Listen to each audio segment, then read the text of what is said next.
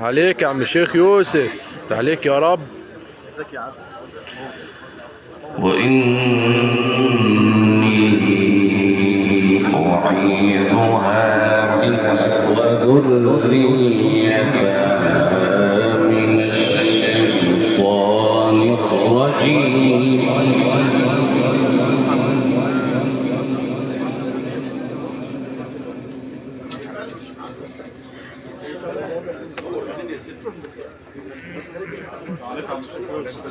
عسل نحن يا سيدنا والله.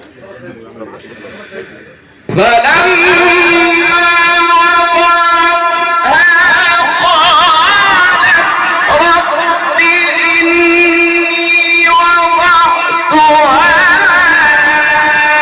أنثى والله أعلم بما وضعت وليس الذكر